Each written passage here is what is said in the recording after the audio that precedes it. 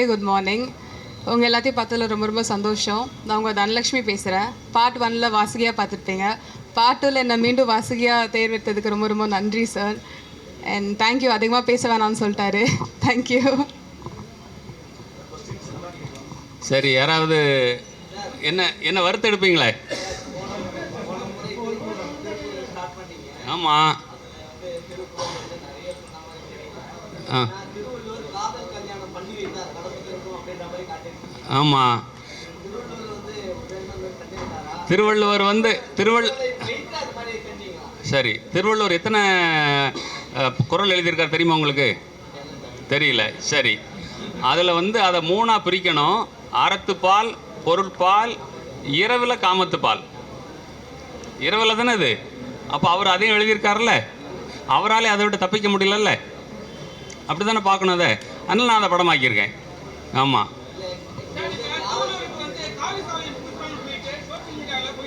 ஆமாம். காவி எங்க அவங்க சொன்னால் சொல்லிட்டு போகிறாங்க. சொல்கிறவன் யார்? அவனுக்கு நான் ஏன் காட்ட போகிறேன்? அந்த படத்திலே காட்டலையே. நீங்கள் கண்ணாடி போடுங்க. பிஆர்ஓ அவருக்கு ஒரு கண்ணாடி வாங்கி கொடுங்க. கண்ணு தெரியல பாவம் பையன் பிள்ளைக்கு. ஆமாம். அவர் எப்போவுமே நாங்கள் காவி போட மாட்டோம். நாங்கள் அவர் காந்தி வழி வந்தவர், கோட்ஸே வழி வந்தவர் அல்ல. சொல்லுங்கள், என்ன கேள்வியிலே காணோம்?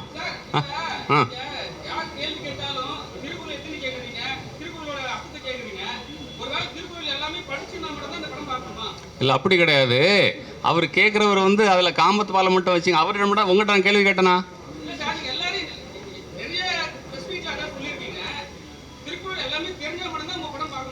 இல்லை, தெரியாதவன் பார்க்கணும். அதுக்கு தான் படம் எடுக்கிறோம். அவர் குறிப்பாக கேட்டார், ஏன் காமத்து பாலை வச்சுருக்கீங்க அப்படின்னுட்டு. வள்ளுவரே தவிர்க்க முடியாதது காமம். நான் அதான் பார்க்குறேன். என்ன இவர் அறம் சொல்கிறவர், பொருள் சொல்கிறவர், இவர் ஏன் 250 பாட்டை காமத்துக்கு எழுதினார் அப்படின்னா அவரே அதால் தவிர்க்க முடியல. அதனால தான் அதை பற்றி சொல்லியிருக்கேன். அதனால தான் அவர்கிட்ட சொன்னேன், எல்லாரும் குறளை கடைபிடிக்க வேண்டும். படிக்கிறது மனப்பாடம் பண்ணுறதுக்கு தேவையில்லை குறள். அதான் நெட்ட தட்டின வரப்போகுது. அதன்படி நடக்க வேண்டும். நான் கிட்டத்தட்ட 50% நடக்கிறேன். ஆமாம். அடுத்து சரி.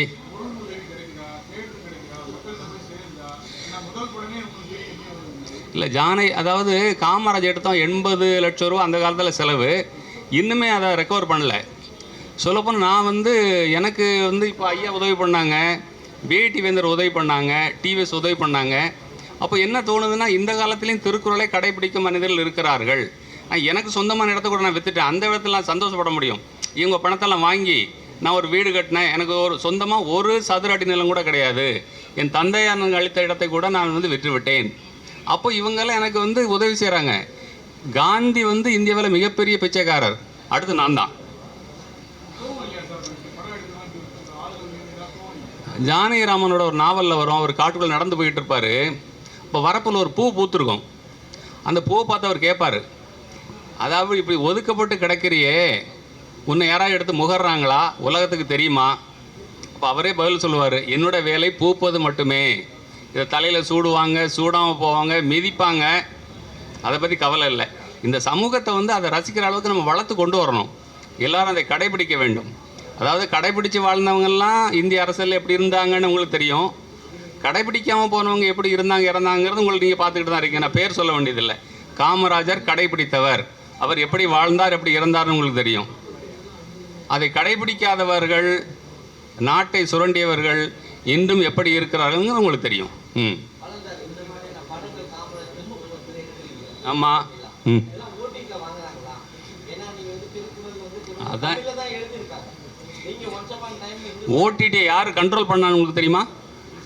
ஓடிடியை யார் கண்ட்ரோல் பண்ணுறது? மார்வாடிகள் கண்ட்ரோல் பண்ணுறாங்க மோஸ்ட்லி. மார்வாடிகள் என்ன பண்ணுவாங்க? வட்டிக்கு விடுறவங்க. அப்படி தானே? அதாவது தமிழன் படம் எடுத்து நஷ்டம் அடைகிறான், மார்வாடிகள் படம் வாங்கி லாபம் அடைகிறார்கள். நஷ்டம் தமிழ் மக்களுக்கு, லாபம் வட இந்தியர்களுக்கு. அவனுக்கு எந்த படத்தில் நஷ்டம் கிடையாது. ஆமாம். அதுக்காக நம்ம பணியை செய்யாமல் இருக்க முடியாது. வள்ளுவர் இதெல்லாம் ஒரு குறளும் கடைபிடிக்கலைங்கிறதுக்காக அவர் எழுதாமல் இருந்தாரா? நம்ம வள்ளுவர் அளவுக்கு உயர வேண்டும். நம்ம வேலையை நம்ம செய்யணும், அவ்வளோதான். ஆமாம். ஜியு போப்னு ஒரு ஆள் இருந்தார்.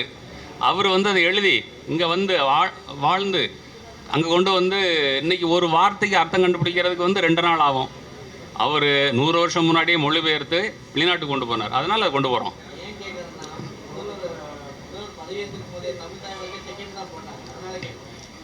தமிழ் தாய் வாழ்த்து நீங்கள் அவர்கிட்ட கேட்டுக்கணுமா இல்லையா? அங்கே உள்ளே போனீங்க?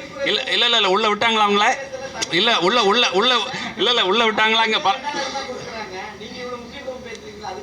எங்க நான் என்னை பற்றி மட்டும்தாங்க பேச முடியும். பதவியில் இருக்கிறவங்க எவ்வளோ காம்ப்ரமைஸ் பண்ண வேண்டியிருக்கும். என்ன வள்ளுவரை பற்றி பிரச்சாரம் பண்ணுறவங்க அந்த வழியில் இருக்காங்க. இன்றைக்கி இப்போ கோட்டை உங்களால் போக முடியுதா? எங்கள் ஆட்களில் போக முடியாத அப்படி இருக்குன்னு சொல்லிட்டு வந்தாங்க. இதை நீங்கள் போடணும்னா போடுங்க. ஆமாம், இரும்பு கோட்டை இரும்பு கோட்டையாக இருக்கிறது.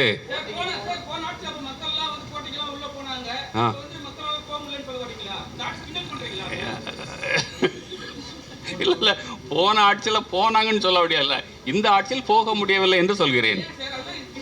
இல்லை எங்கள் இன்விடேஷனை கொண்டு போய் கொடுக்க முடியலையே. எங்கள் இன்விடேஷனை வந்து யாரையும் ரீச் பண்ண முடியல. கோபம் கிடையாது, அவங்கள அதை ஃபாலோ பண்ண நாம் நினைக்கிறோம். அவர்களை வந்தது காட்சிக்கு எளியோன் அப்படின்னு சொல்கிறார் வள்ளுவர். காமராஜர் காட்சிக்கு எளியவர் இருந்தார், நேரு எளியவராக இருந்தார். அதாவது ஜெய் கிஷான் ஜெய் ஜவான்னு ஒரு திட்டம் வந்தது 1960களில். பிரதமராக வந்து சாஸ்திரி இருந்தார். என்ன சொன்னார்னா, இந்தியர்கள் வந்து உணவு பற்றாக்குறை இருக்குது, ஒரு வேளை சாப்பாடை திறந்துருங்கன்னு சொன்னார். இவர் பிரதமராக இருக்கார், வீட்டுக்கு போகிறாரு, அங்கே வந்து சாப்பாடு வச்சுருக்க அந்த அம்மா நாட்டு மக்களே சாப்பிடக்கூடாதுன்னு சொல்லியிருக்க, நீ என்ன சாப்பாடு வச்சுருக்குன்னு கேட்டார். இது இந்திய பிரதமர்கள் இருந்த நிலைமை. ஆமாம், இதுக்கு நீங்கள் ஏதாவது கேள்வி கேட்பீங்கன்னு தெரியும், கேளுங்க.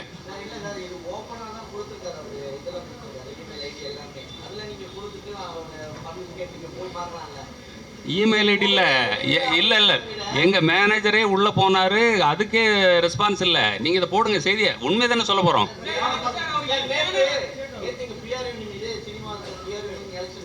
சரி, அப்போ எங்களை அவங்க ஆமாம், அப்போ வள்ளுவரால் பார்க்க முடியல. அப்படி இல்லை, அப்போ வள்ளுவரால் பார்க்க முடியலன்னு எடுத்துக்க வேண்டியதான். அப்படி எடுத்துக்கலாம்ல? கரெக்டா? அப்படியா?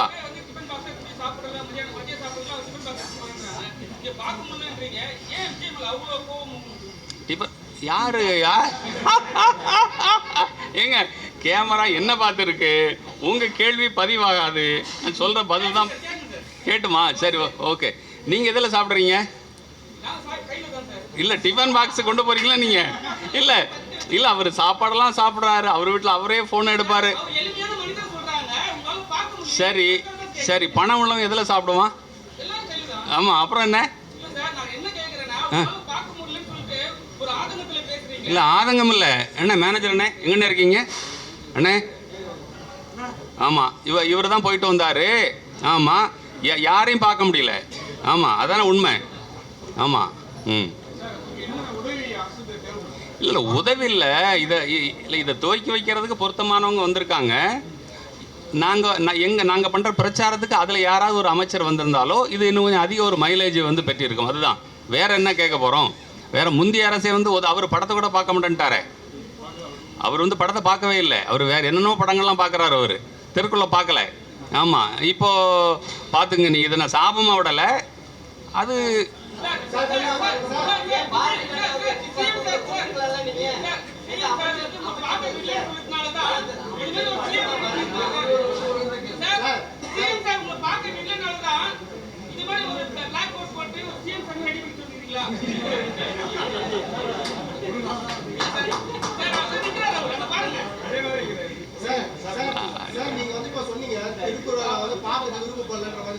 யார் விருப்பப்படல?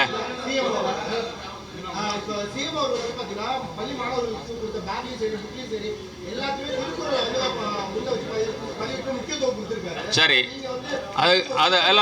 அதுக்கு அவரை பாராட்டிடுவோம். வேற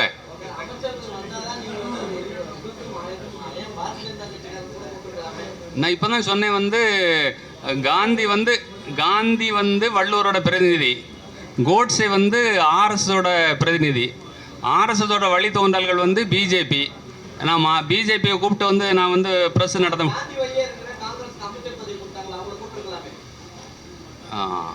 அது எனக்கு பொருத்தமாக படலை. அது துறை சார்ந்த அமைச்சர்கள் வந்து நல்லா இருக்குன்னு பார்த்தேன். அந்த துறை வேண்டியதில்லை, எனக்கு அவங்கள தெரியும், அவங்கள கூப்பிடல. ஆமாம். ம், சரி. ஆ இல்லை, அவர் ஒரு கெஸ்ட்டுங்க. அவர் வந்து இங்கே நீங்கள் ஐயா ஐயாவும் கருப்பு கோட்டில் வந்திருக்காங்க, நீங்கள் ஐயாவை கேட்பீங்களா? அதெல்லாம் இல்லை. அதாவது எங்களுக்கு அவர் மேலே என்ன வன்மம் இருக்க முடியும்னா, நான் அவர்கிட்ட கால் ஷீட் கேட்டேனா, படம் பண்ணி தர சொல்லி கேட்டேனா, ஒன்றும் இல்லை. நாங்கள் கூப்பிடுறதுக்கான எங்களுக்கு அக்சஸே இருக்கலை, அவ்வளோதான். ஆமாம். என்ன கோபம் அவ்வளோதானே உங்களுக்கு? அடுத்த சரி, நீங்கள் வந்ததுக்கு மிக்க நன்றி. எல்லாம் சாப்பிட்டீங்களா? ஆ